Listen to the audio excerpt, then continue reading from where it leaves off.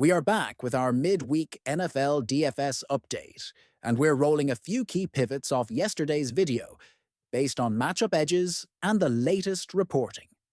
Quarterback first. We are moving our core QB back to Jared Goff at 6,300 after yesterday's ceiling lean to Josh Allen. The why is simple. Pittsburgh have one of the worst defenses overall by opponent rank at 23.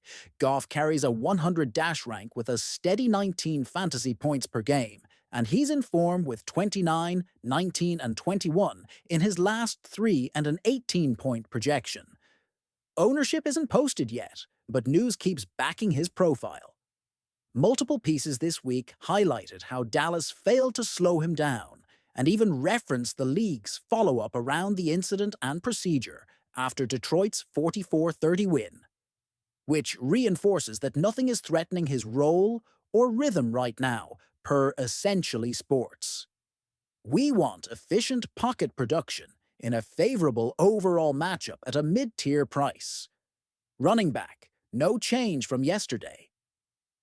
We are sticking with Devon Achane at 8,800. It's still one of the best setups on the slate. Cincinnati have one of the worst defenses overall by opponent rank at 31.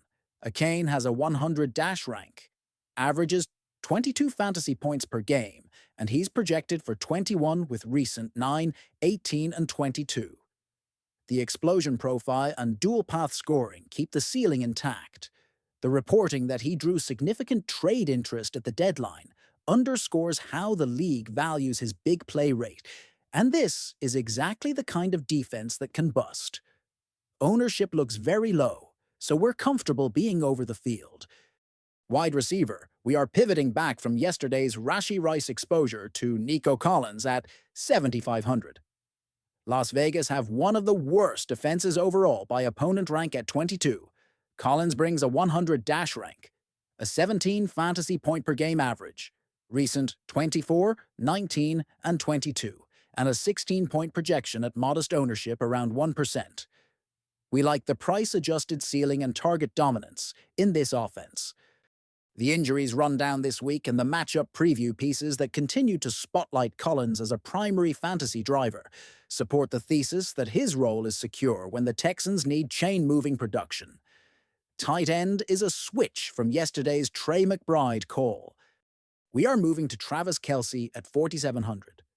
Tennessee have one of the worst defenses overall by opponent rank at 28. Kelce retains a 100 dash rank, averages 13 fantasy points per game, with recent 14, 2, and 16, and he's projected 11. At this salary, the floor plus touchdown equity is strong.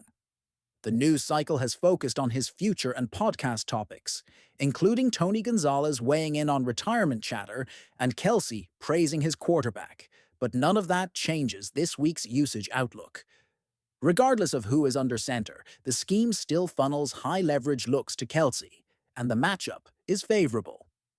Flex, we are flipping back to Bijan Robinson at 8,700 after yesterday's salary balancing pivot to Amarian Hampton. Arizona have one of the worst defenses overall by opponent rank at 26. Bijan has a 100 dash rank, a 22 fantasy point per game average, a projection of 22, and recent 31, 10, and 33. The news out of Atlanta reinforces our stance. Raheem Morris acknowledged how much they're leaning on Bijan, while calling out special teams' miscues after the Jets game, which tells us the offensive touch share is intact. He remains an elite usage plus efficiency play in a soft overall matchup. Defense, we are moving off yesterday's Chiefs correlation and onto the Texans defense at 4,000. Las Vegas are listed with the absolute worst defense overall by opponent rank at 32. And while opponent rank is a defensive stat, our interest here is more about recent DST production and the game environment. Houston has posted 7, 12, and 2 in the last 3. The dash rank is 100 with a 12-point projection, and ownership is around 10%. We will take the recent scoring form and a matchup that should provide pressure and mistake opportunities. Quick recap of the changes versus yesterday. Back to Jared Goff as our core QB for a favorable overall defensive matchup and strong recent production. Holding Devon Chain as the top RB because the Bengals are one of the worst defenses overall, and his ceiling is matchup agnostic, shifting WR back to Nico Collins for role security and a soft overall defense. Flipping TE to Travis Kelce at a discounted salary in a favorable overall matchup. Returning to Bijan Robinson in the flex on elite usage against one of the worst defenses overall, and swapping our DST to the Texans on recent scoring form. Value section now. At punt QB, we are replacing yesterday's flyer with Quinn Ewers at 4,000. Cincinnati have one of the worst defenses overall by opponent rank at 31. He's projected 14. But projected points are unreliable because he has not started at least 3 games. This is purely a tournament swing. The Dolphins have officially benched Tua Tagovailoa and are handing the offense to Ewers per multiple reports, including Essentially Sports, and even Kurt Warner raised concerns about the offensive structure. That's why we keep exposure disciplined but viable for game stacks, where the salary relief matters. Value RB is Alec Ingold at 4,000 only as a large field leverage piece. Same Cincinnati matchup with one of the worst defenses, overall by opponent rank at 31. But the projection is tiny at 1, and his recent logs include 1 and 0s. The thesis is leverage off a Kane and Dolphins pass catchers and goal line packages, but it is a razor-thin play.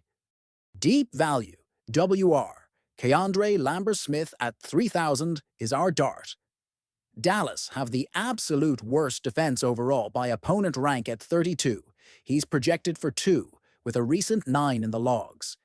If his snap share holds, he can pay off the bare minimum on 1 or 2 chunk plays in this game environment. Use only to unlock studs. Value TE. Julian Hill at 2,500 is our contingency if Darren Waller sits or is limited. Cincinnati have one of the worst defenses overall by opponent rank at 31. Hill is projected for 2. The Dolphins brought in Greg Dulcich as an injury replacement earlier, per the reporting. But the articles also state Waller's return is not over yet. If Waller is scratched, Hill gains a clearer path to snaps at the stone minimum. Cheap flex or TE, Darren Waller at 3,500 remains in our pool, with a 100 dash rank and a 10-point projection against Cincinnati, who have one of the worst defenses overall by opponent rank at 31. He's questionable. Ownership around 1%, and recent logs are 2, 3, and 7. News this week emphasized that his return to the NFL is still in motion, and that losing him earlier hurt the Dolphins' passing plans. If active, this is a price-driven leverage play in an elite overall matchup for tight ends and short area targets. Salary saver defense. The Jets at 2,100 are viable in builds that need every dollar. New Orleans have one of the worst defenses overall by opponent rank at 27. The projection is 6 with ownership near 8%. This is a variance bet for sacks and short fields at minimum cost to make the rest of the lineup work. That's our midweek stance and why we made the changes from yesterday. We are prioritizing matchup quality by opponent rank, recent production trends, role security, and the specific news items that affect usage and availability.